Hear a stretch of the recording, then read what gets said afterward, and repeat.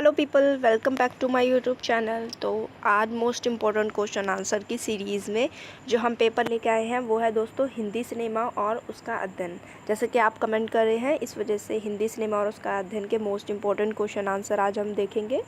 दोस्तों ये हिंदी जीई का पेपर है, ये बीए प्रोग्राम वालों के लिए है, साथ में 6 सेमेस्टर एसवाल एनसी और साथ में रेगुलर वालों के लिए इम्पॉर्टेंट है।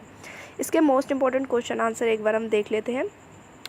तो दोस्तों क्वेश्चन है हिंदी सिनेमा का विकास बताओ। तो ये क्वेश्चन दोस्तों आपका प्रीवियस ईयर क्वेश्चन पेपर में आ रखा है। अगर आपने चेकआउट नहीं किया है या आपको कोई भी डाउट है तो लिंक मैंने डिस्क्रिप्शन में मेंशन कर दिया है, वहाँ से आप चेकआउट कर सकते हैं कि ये क्वेश्चन आया है या फिर नहीं आया। तो एक बार इसका आंसर देख लेते हैं कि आपको किस तरीके से इसको अटैम्प्ट करना है। तो हिंदी सिनेमा जिसे बॉलीवुड के नाम से भी जाना जाता है, जैसे कि आपको पता ही होगा हिंदी सिनेमा को बॉलीवुड के नाम से जाना जाता है। हिंदी भाषा में फ़िल्म बनाने का उद्योग है, ठीक है, एक इंडस्ट्री है जिसमें क्या होती है, हिंदी भाषा में फ़िल्में बनती है। बॉलीवुड नाम अंग्रेजी सिनेमा उद्योग हॉलीवुड के तर्ज पर रखा जाता है। जैसा कि अगर हम अंग्रेजी सिनेमा की बात करें तो उसका नाम हॉलीवुड है, ऐसे ही हिंदी सिनेमा का बॉलीवुड रख दिया गया। हिंदी फिल्म उद्योग मुख्यतः मुंबई शहर में बसा हुआ है, जैसे कि मुंबई शहर को फिल्म सिटी बोला जाता है ना, इस वजह से ये फिल्में हिंदुस्तान, पाकिस्तान और विश्व के कई देशों के लोगों के दिल की धड़कन है। जैसे कि आपको पता ही होगा जो हिंदी फिल्में लोग बहुत ज़्यादा देखना पसंद करते हैं, रशिया में तो बहुत ही ज़्यादा देखना पसंद करते हैं। अधिकतर फिल्मों में कई संगीतमय गाने होते हैं। इन फिल्मों में हिंदी की हिंदुस्तानी शैली का चलन है। हिंदी और उर्दू खड़ी बोली के साथ साथ अवधी, बम्बैया हिंदी, भोजपुरी, पंजाबी जैसी बोलियां भी संवाद और गानों में उपयुक्त होते हैं। जैसा कि आपको पता ही है हिंदी जो लैंग्वेज है वो बहुत सारी लैंग्वेज का मिक्सअप है, कोई एक फ़िक्स लैंग्वेज नहीं है। तो इसमें क्या होता है, अलग अलग लैंग्वेज भी यूज़ हो जाती है जब मूवीज़ या फिर गाने बनाए जाते हैं। प्यार, देशभक्ति, परिवार, अपराध, भय इत्यादि मुख्य विषय होते हैं। और जो मूवी बनाने का बेस होता है, मतलब आधार होता है कि किस बेसिस पे मूवी बनेगी, तो कोई रोमांटिक होती है दोस्तों, जैसे कि प्यार पे आधारित, कोई देशभक्ति, ठीक है दोस्तों, कोई परिवार पे आधारित, कोई अपराध पे, कोई भय पे यानी कि हॉरर मूवीज़। ज़्यादातर गाने उर्दू शायरी पर आधारित होते हैं। भारत में सबसे बड़ी फिल्म निर्माताओं में से एक शुद्ध बॉक्स ऑफिस राजस्व का 43% का प्रतिनिधित्व करता है, जबकि तमिल और तेलुगु सिनेमा 36% का प्रतिनिधित्व करते हैं। क्षेत्रीय सिनेमा के बाकी 2014 के रूप में 21% का गठन है। बॉलीवुड दुनिया में फिल्म निर्माण के सबसे बड़े केंद्रों में से एक है। बॉलीवुड कार्यरत लोगों की संख्या और निर्मित फिल्मों की संख्या के मामले में दुनिया में सबसे बड़ी फिल्म उद्योगों में से एक है, ठीक है। तो अगर अलग अलग फिल्म उद्योगों की बात करें तो बॉलीवुड का भी नाम फिल्म उद्योगों के जो बड़ी बड़ी फिल्म उद्योग है उनमें से एक में आता है, ठीक है दोस्तों। आगे बढ़ते हैं, भारत में प्रारंभिक सिनेमा यानी कि इतिहास देख लेते हैं इसका। 1895 में लूमियर ब्रदर्स ने पेरिस सैलून सभा भवन में इंजन ट्रेन की पहली फिल्म प्रदर्शित की। इन्हीं लूमियर ब्रदर्स ने 7 जुलाई 1896 को बम्बई के वॉटसन होटल में फिल्म का पहला शो भी दिखाया था। 1 रुपया प्रति व्यक्ति प्रवेश शुल्क देकर बम्बई के सम्राट वर्ग ने वावा और करतल ध्वनि के साथ इसका स्वागत किया, ठीक है। तो उस टाइम पे जो ये मूवी लगाई गई थी लूमियर ब्रदर्स ने लगाई थी और 1895 में स्टार्ट हुई थी। तो इसमें जो एंट्री का पैसा था वो था दोस्तों 1 रुपये प्रति व्यक्ति। उसी दिन भारतीय सिनेमा का जन्म हुआ था। जनसमूह की जोशीली प्रतिक्रियाओं से प्रोत्साहित होकर नोवेल्टी थिएटर में इसे फिर प्रदर्शित किया गया और निम्न वर्ग तथा अभिजात दोनों वर्गों को लुभाने के लिए टिकट की दरें रखी गई, कई दरें रखी गई थी, ठीक है। तो रूढ़िवादी महिलाओं के लिए जनाना शो भी चलाया गया। सबसे सस्ती सीट 4 आने की थी और एक शताब्दी बाद भी यही चवन्नी वाले ही सिनेमा इनके सितारों, संगीत निर्देशकों और दरअसल भारत के संपूर्ण व्यावसायिक सिनेमा के भाग्य विजेता हैं। तो महिलाओं के लिए मतलब कि महिलाओं वाला शो भी चलाया गया था और जो सीटें थी मतलब कि सस्ती टिकटें रखी गई थी, ठीक है, 4 आने मतलब चवन्नी वाले। 1902 के आसपास अब्दुल्ली, यूसुफ अली और JS मादन जैसी उद्यमी छोटे खुले मैदानों में घूम घूमकर तंबुओं में बाइस्कोप का प्रदर्शन करते थे। आगे है दोस्तों, इन्होंने बर्मा यानी कि जिसे पहले मतलब कि म्यांमार को पहले बर्मा कहा जाता था से लेकर सिलोन यानी कि श्रीलंका को पहले सिलोन कहा जाता था तक सिनेमा के वितरण का साम्राज्य खड़ा किया। तो इन्होंने क्या करा, म्यांमार से लेकर श्रीलंका तक क्या कर दिया, सिनेमा का वितरण साम्राज्य खड़ा किया। प्रारंभिक सिनेमा पियानो या हारमोनियम वादक पर निर्भर होता था, यानी कि पियानो बजाकर या फिर हारमोनियम बजाकर इसे बनाया जाता, जिनकी आवाज़ प्रोजेक्टर की घबराहट में खो जाती थी। लेकिन आयातित फिल्मों और डॉक्यूमेंट्री फिल्मों के नयापन का आकर्षण बहुत जल्दी ही दम तोड़ने लगा। फिर फिल्म प्रदर्शकों को अपनी प्रस्तुति को अक्सर बनाने के लिए नृत्यगानों, करतबबाजों और पहलवानों को मंच पर उतारना पड़ा। तो उसके बाद क्या हुआ फिल्मों में दोस्तों, यानी कि नृत्य ज्ञानों मतलब कि डांसर्स को, और साथ में करतबबाजों यानी कि जो स्टंट वगैरह करें, और साथ में पहलवानों को क्या करना पड़ा, मंच पर उतारना पड़ा। उसके बाद क्या होता था तो शुरुआती दिनों में विवेकशील भारतीय दर्शक विदेशी फिल्मों से स्वयं को जुड़ा हुआ नहीं पाते थे। 1901 में एच.एस. बटवाडेकर, सावे दादा के नाम से विख्यात, ने पहली बार भारतीय विषय वस्तु और न्यूज़ रीलों की शूटिंग की। इसके तुरंत बाद तमाम यूरोपीय और अमेरिकी कंपनियों ने भारतीय दर्शकों के लिए भारत में शूट की गई भारतीय न्यूज़ रीलों का लाभ उठाया।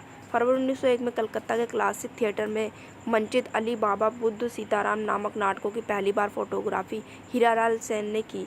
यद्यपि भारतीय बाजार यूरोपीय और अमेरिकी फिल्मों से पटा हुआ था, लेकिन बहुत कम दर्शक इन फिल्मों को देखते थे क्योंकि आम दर्शक इनसे अपने को अलग थलग पाते थे। मई 1912 में आयातित कैमरा, फिल्म स्टॉक और यंत्रों का प्रयोग करके हिंदू संत पुंडलिक पर आधारित एक नाटक का फिल्मांकन आर.जी. टोनी ने किया, जो शायद भारत की पहली फुल लेंथ फिल्म है।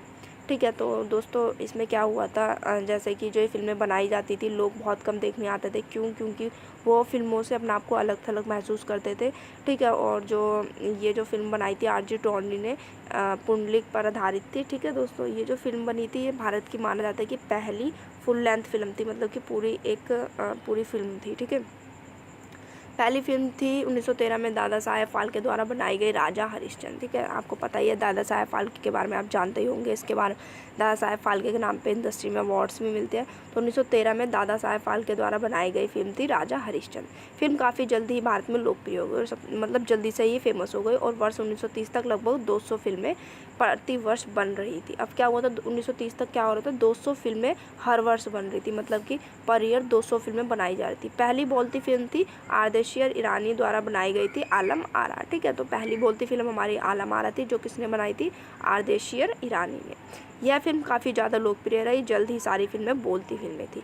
उसके बाद क्या हुआ, ये फिल्म ज़्यादा लोकप्रिय होने के बाद क्या हुआ दोस्तों, ये जो सारी फिल्में बनाई जाने लगी वो बोलती फिल्में ही बनाई जाने लगी। याद रखना, जो राजा हरिश्चंद्र थी वो फिल्में जो स्टार्टिंग में बनी थी वो बोलती फिल्में नहीं थी। जो सबसे पहली बोलती फिल्म थी हमारी वो थी आलम आरा। आगे बढ़ते हैं। आने वाले वर्षों में भारत में स्वतंत्रता संग्राम, देश विभाजन जैसी ऐतिहासिक घटना हुई। ठीक है, जैसा कि आपको पता ही है, आंदोलन वगैरह चल रहे थे जब गांधी जी भारत आए थे 1915 में, और उन्होंने लगातार आंदोलन चलाए थे, सत्याग्रह आंदोलन, असहयोग आंदोलन, सविनय अवज्ञा आंदोलन, भारत छोड़ो आंदोलन जैसे। तो ये ऐतिहासिक घटना चल रही थी।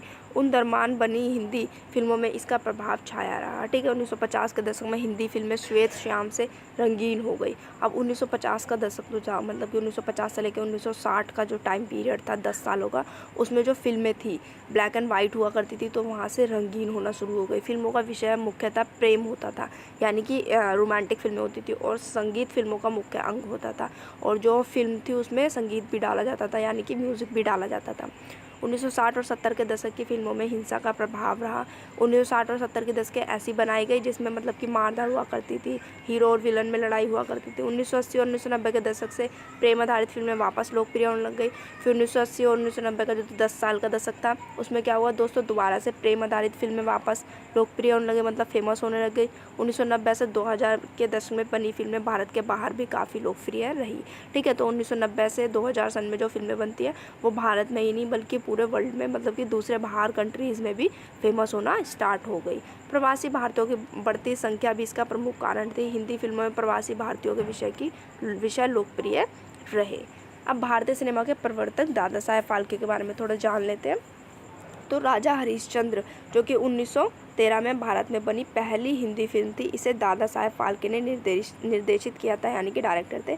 मुख्य फिल्मों के दौर में फिल्मों के सीनों का फिल्मांकन दिन में ही पूर्ण कर लिया जाता था क्योंकि कृत्रिम रोशनी का प्रयोग असंभव था। ठीक है दोस्तों, तो जो मूवीज़ बनाई जाती थी उस टाइम पे वो दिन में ही बना ली जाती थी, क्योंकि अगर रात में मूवीज़ बनाई जाएगी तो उस टाइम पे जो ये लाइट्स वगैरह हुआ करती थी वो नहीं हुआ करती थी। इस वजह से जो सीन वगैरह शूटिंग वगैरह हुआ करती थी वो दिन में ही कर ली जाती थी। इसके बाद वह मंच के अनुभवी अभिनेता थे, शो किया जादूगर भी थे, कला भवन बड़ौदा से फोटोग्राफी का एक पाठ्यक्रम भी किया था। उन्होंने फ़ोटो केमिकल प्रिंटिंग की प्रक्रिया में भी प्रयोग किए थे। प्रिंटिंग के जिस कारोबार में वह लगे थे 1910 में उनके एक साझेदार ने उससे अपना आर्थिक सहयोग वापस ले लिया। उस समय इनकी उम्र 40 वर्ष की थी। कारोबार में हुई हानि से उनका स्वभाव चिड़चिड़ा हो गया था। उन्होंने क्रिसमस के अवसर पर ईसा मसीह पर बनी एक फिल्म देखी। फिल्म देखने के दौरान ही फाल्के ने निर्णय कर लिया कि उनकी ज़िंदगी का मकसद फिल्मकार बनना है। उन्हें लगा कि रामायण और महाभारत जैसे पौराणिक महाकाव्यों से फिल्मों के लिए अच्छी कहानियाँ मिलेंगी। उनके पास सभी तरह का हुनर था, वह नए नए प्रयोग करते थे। अतः प्रशिक्षण का लाभ उठाकर और अपनी स्वभावगत प्रकृति के चलते प्रथम भारतीय चलचित्र बनाने का असंभव कार्य करने वाले वह पहले व्यक्ति बने।